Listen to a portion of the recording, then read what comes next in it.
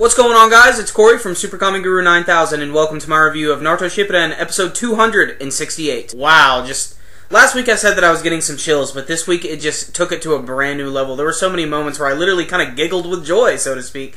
And, you know, a lot of people have been kind of, you know, saying, or lamenting, really, that the war doesn't really feel big, it doesn't feel expansive. A lot of manga readers have been saying that, and even a few anime viewers have been saying that. But I think this episode might quell you a little bit, because we went around to so many different parts of this gigantic war to see all these different things going on, and to me, it really is starting to feel like this epic confrontation. Now, the episode itself actually opens up with Zetsu, Black Zetsu to be precise, and basically he's going on his own secret mission right now to go around and assassinate all of the feudal lords. Luckily, they're all being protected by some high-level shinobi, as well as the Mizukage herself, who is periodically moving them from place to place. Zetsu here is just awesome. He has this one scene where he goes inside of a tree, and then he makes this huge, bold declaration that I just think is awesome and exemplifies his character perfectly. He says, "The land is me." And, I don't know, this scene was just awesome. We then go back to the coastline where Darui is facing off against the Zetsus, and this is awesome. Darui is a badass, you know, he's such a calm, cool character, and he's able to use the Black Lightning style, which you actually have to have a tattoo for, which I actually think is pretty damn cool, and he uses this Black Lightning Panther technique that just goes out and just obliterates all of these Zetsus and everything, and then all the other Zetsus just start jumping out of the water. The Edo Tenseis, you got, I believe there was Kakuzu there, you have Asuma, you have Dan, you have, one thing that I thought was really awesome, Asuma and Dan actually run into Choza, and they have this moment that's pretty epic. But I really started to get goosebumps when you had Hiyashi against Hizashi, and that whole moment was just incredibly tense. You know, you got to see that he was regretting all the things that were happening, and he's learning how the Hyuga clan has moved away from the whole main branch and the lower branch and everything. And we even cut to a scene where we get to see Neji and Hinata fighting together, which I thought was really cool. There was this nice little Hyuga moment this week. We actually get to see Inoki do some stuff too. He's just sort of flying through the air. He's actually going to meet Gaara. And what I loved about Inoki this week is I love how much his character has changed, because when we were first introduced to him, he was just this really just stern old man, you know, who just did things the way he wanted to. And I love that Gaara sort of swayed him the way that Naruto swayed Gaara.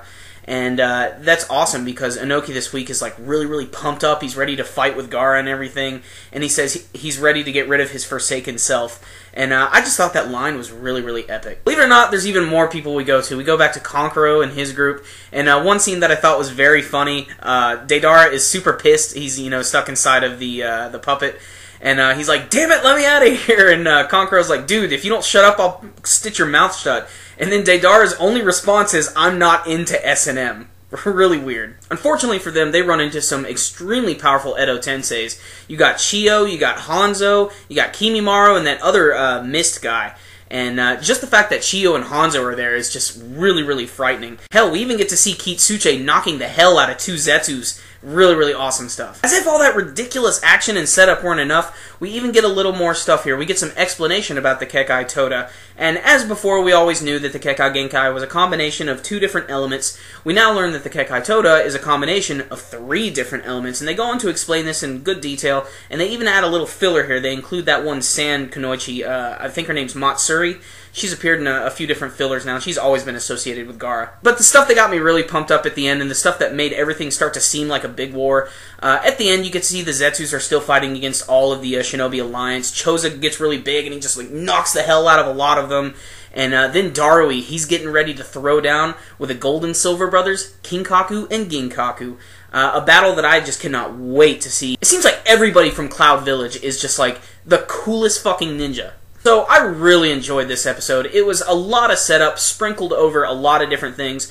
But what I really loved about this episode, and the same reason I really enjoyed reading it in the manga, is because everything seems huge at this point. This war is expansive. It's taking place in a bunch of different areas, fighting against a bunch of different characters. Surprisingly, Naruto didn't even show up in this episode, and this is his series, but everything is just so crazy. Like I said, I loved the Hyuga moment. I thought that was just fantastic. It gave me epic goosebumps. And Darui, I think he sold it for me this week. You know, I've always really enjoyed his character. He actually reminds me a lot of Chad from Bleach, but I think he's a little more confident and a little more outspoken. And I don't know, I just think he's such a cool character, and I love that you have to have a tattoo in order to use the Black Lightning style. And I can't wait until they elaborate a little bit more on those, and even more on his Gale abilities. So awesome episode. I clearly really enjoyed it. The animation was pretty decent. All the character designs were good. Next week looks like it's going to be even more better animated, so a lot of stuff to look forward to, but I'm going to give this one a 9 out of 10. I'm just sort of gushing on it. I really, really like this one. You guys really need to check this one out if you're following the series, because to me, this is one of the best episodes of the war so far, just because we're getting to see so many things happening at once, and things are really starting to pick up a lot, and you know, this is still just the beginning of it, so it's just going to get even crazier from here. Alright guys, you know that I like this episode, but what about you guys? Did you enjoy Naruto Shippuden episode 268? You can let me know with your comments below, and as always, remember, if you like this video, make sure and give it a thumbs up.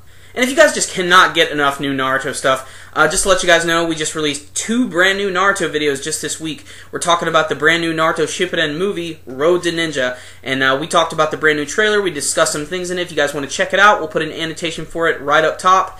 And also, we talked about the brand new Naruto fighting game, Naruto Shippuden Ultimate Ninja Storm 3.